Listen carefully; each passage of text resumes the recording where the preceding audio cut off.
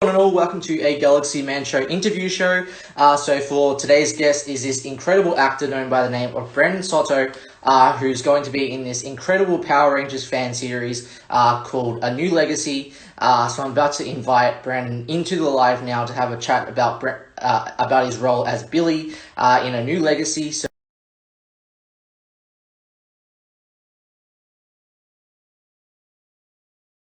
So yeah, let's get Brandon in and have a chat with Brandon. Hey, Hey, what's what's up, going on, Brandon? man? Yeah, nothing much. I Sweet. just want to say thank you so much for taking the time to come onto my show. It's means a lot. You don't know how much it means to me.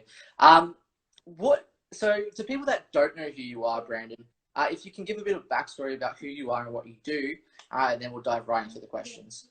All right, cool. So my name is Brandon Soto. I play the role of Billy in Power Rangers: New Legacy. Um, some other things about me. I have a YouTube channel, a Twitch channel. You guys can follow that. It's just Crimson Dragon ENT. I also train in mixed martial arts. I've done quite a bit of things: boxing, kickboxing, what have you. And yeah, I'm excited to be here. So yeah. So we'll dive right into the questions now, Brandon. So for my very first question, you're in this incredible new series coming out very soon called A New Legacy, and you're playing the role of Billy, the Blue Ranger. What can people expect to see from your version of Billy? What people can expect to see is, since we're kind of setting a darker tone in the legacy, you can expect to see Billy not as soft spoken as he was in the show. You can expect to see Billy a bit more sarcastic and kind of colder towards situations, like a more serious tone. I'll try to take Billy here. Awesome. So on to my very next question. So what makes A New Legacy different from like other previous Power Ranger fan films? What's basically different about it, because if you see like Power Rangers are Unworthy and Power Rangers Shattered Past, it's like completely original ideas, like the Arbiter and Unworthy, and then Shattered Past got their whole thing with like a Green Ranger and stuff. Basically, A New Legacy is basically a continuation from Mighty Morphin. It literally takes place right at the end of Mighty Morphin, and then we're going to this like sort of like the alternate timeline sort of thing compared to the like original. So yeah. Awesome. So that's my very next question. So what makes your Billy different from the TV series version of Billy, played by David Yost? So David Yost's version, as you can see in like in this original series, he was kind of like soft spoken. Like he had friends, but he wasn't gonna go out of his way to make parties or something like that. But you still see that in my version, and then you see him kind of get out of his shell a little bit here. And given the events of what takes place at the beginning of A New Legacy, he's kind of, like I said, he's a bit colder because of what happens. I can't give away too much, but something really, really shocking happens right at the beginning. And at least Billy kind of in like a don't trust anybody sort of state. So, yeah. Awesome. So that's my very next question. So why do you think people should watch A New Legacy when it comes out? Well, people should definitely be on the lookout for New Legacy because it's something completely different. And you're not seeing a whole lot of people come out uh, in this time of COVID. So it's something for people to watch as well. And yeah, it's all completely live action. Like I said, I do a lot of MMA stuff, so you're gonna see a lot of awesome fight scenes coming from me, especially. You're gonna have a lot of crazy characters too, like our Black Ranger Kareem. He's full of energy. You're gonna laugh every time he's on screen. We got also some amazing actors like Mario. He plays Sean, the White Ranger. We got Chris. He plays the Red Ranger. Obviously, great actors. And you also got David, who's a good buddy of mine too, and he plays the main villain Demolition. And you also got my best friend Steve, and he plays Tommy, the Green Ranger. So everybody loves Tommy. So you got a lot of cool stuff coming from everybody. So it's definitely gonna be something to watch. Awesome. So on to my very next question. So what would be your all-time favorite season of Power Rangers and why? Well, it's actually a tie. I got two. So I'm gonna cheat a little bit, but I actually really like SPD and I really like Jungle Fear. Like those are my two that I always watch whenever I decide to go back. Yeah, SPD,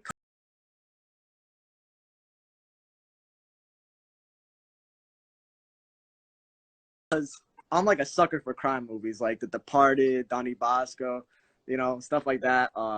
Goodfellas. Like, I love crime movies. So the fact that SPD doesn't make, like, a happy-go-lucky cop series, like, there's a lot of serious moments in it, like Sky's two-parter where he finds the person who's supposedly killed his dad and, whatever. So I like how they take their chances with that. And Jungle Fury also, because I love kung fu movies.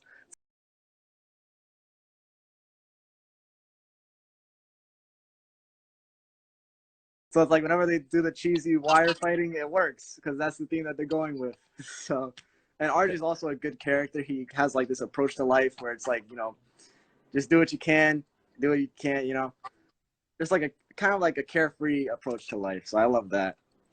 And yeah, man. So on to my very next question. So who would be your all-time favorite villain from Power Rangers and why? Villain. I really like Decker. I know a lot of people don't really like Power Ranger Samurai, but I really love Decker. I love his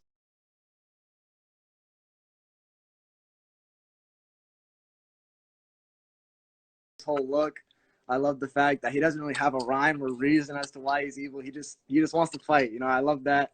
I also love when him and Red Ranger Jason had that kind of fight on the bridge.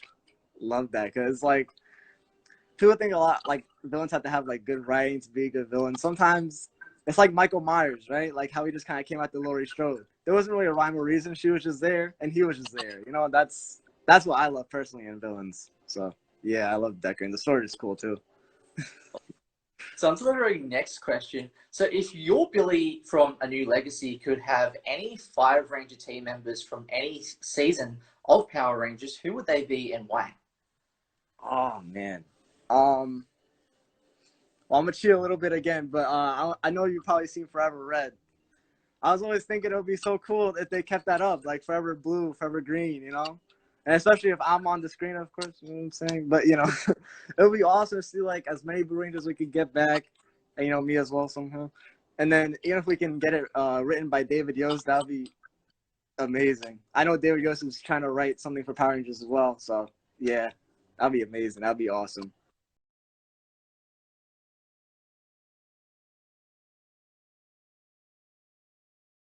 Maybe we could fight the Beetleborgs too. Who knows? I don't know.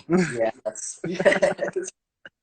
Awesome. So on to my very next question. Who inspired you as a person to get into acting in the first place? I don't know if you're familiar with a guy named Scott Adkins or like Michael Jai White. It So rings a like, bell.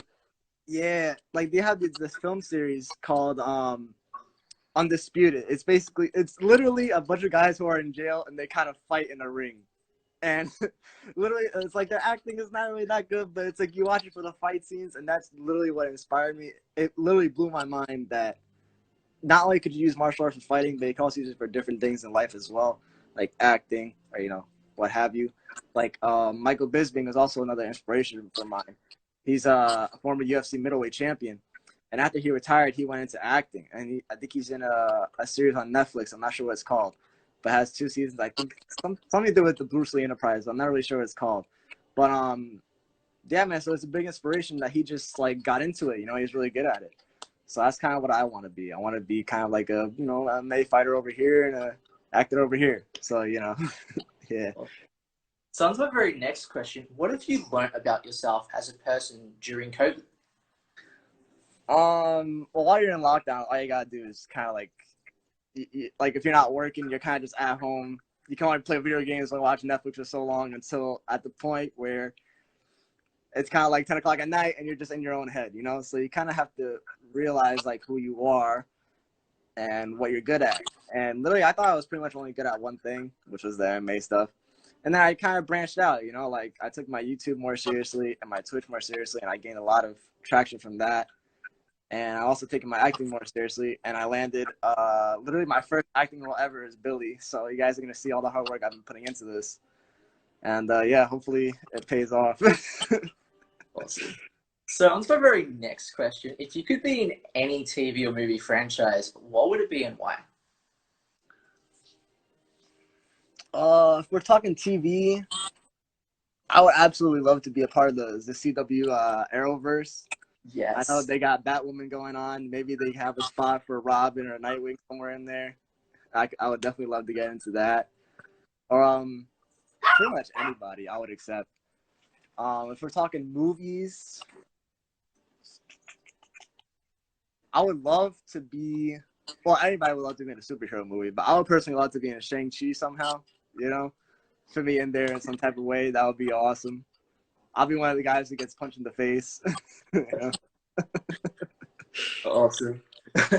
So on to my very next question. So what are the positives and negatives into the acting industry, and how do you get through those negatives as a person? Well, I'm actually the perfect person to ask that since I'm just starting acting. I would say the positives is kind of cliche answer, but not really a little bit. You kind of get to be in somebody else's shoes, and not the way we don't want to be yourself. In the way where it's kind of like you see the message they're trying to get like on a script, right? And it's your job to basically project that message in your own way or try to do as much as possible in their way. So like if I was the Joker, right? I'm not going to play the Joker the same way Joaquin Phoenix did. I'll try to get his message out in my way, right? So it's good for that. And it's also good that you obviously you meet new people, like any thing you get into. And you get to learn a lot. I actually learned a lot about like who I am as a person. I guess I'm taking acting classes now. And that's literally what my acting coach told me. It's like it keeps you more honest. Because in acting, if you do it a lot, you're stuck being all these other people. You gotta be yourself sometimes. You can't really lie or whatever because you don't have time for that. You're lying, at work, So what I'll say the negatives is remembering those damn lines, man. And especially you gotta explain something a part of the story. You got this big paragraph you gotta remember. And I wasn't that good in school. So like the tests, they always got me. Whenever I try to remember something, I would see it and I'm like, all right, I got it. And I get on stage just like, I just completely forget. But how you get past the negatives, it's just like with anything, man. Just keep doing it again. Literally go in front of the mirror. I've done that so many times. I'm doing like a scene. If I'm yelling, I'll yell at the mirror, and my mom comes upstairs like, "What's going on?" I'm like, "No, mom, I swear." So yeah, that's how you get through it. It's just literally just keep doing it over and over again, and eventually you get kind of decent at it. So. Awesome. Well, for my very last question, Brandon, so what's like next for you for like this year for 2021? What's actually next for me is I got a lot of goals. I ain't gonna lie. So obviously the first thing that's gonna come first is a new legacy. You guys are gonna see that. The trailer is up, I believe, yeah. And then you're also gonna see the first episode. We're trying to shoot for, I believe, what I've been told, is gonna be spring. So I'm not sure if that's gonna be April or May, but you're definitely gonna see a first episode and you're definitely going to see some very cool things. So I got that going. Another goal for me is I currently have 2,000 right now on YouTube. I'm trying to get, it's going to be steep, but I'm setting a goal for myself for 5K at the end of this year. And then I got Twitch. I'm at 39 followers right now. I'm going to try to shoot for 50 by the end of this year. Hopefully it'll be easy, but you never know with these things. And I also hope to finally, I've been trying to get this for 4 years now. I've been trying to get my first fight going. So whether that be boxing, kickboxing, MMA, in somebody's backyard, you're gonna see me on camera with a pair of gloves and a mouthpiece in my teeth by the end of 2021. So cool, so cool. Well, can I just say thank you so much, Brandon, for taking the time to come onto my show. It's been such a pleasure having a chat with you. Everyone, definitely go support Brandon as Billy. He's going to be truly incredible as Billy in A New Legacy. Definitely go support the A New Legacy cast members. It's going to be so dope to see this brand new series come to life. And yeah, any last like final thoughts that you would like to say to people? If you are trying to get into acting or anything like that, I suggest that you simply be yourself and go as far as your legs can reach. So keep running, just keep going, And I appreciate Jacob for bringing me on. This is really cool. It's actually my first interview I've ever done. So, Very welcome. Well, thank you so much again, Brandon. It's been such a pleasure.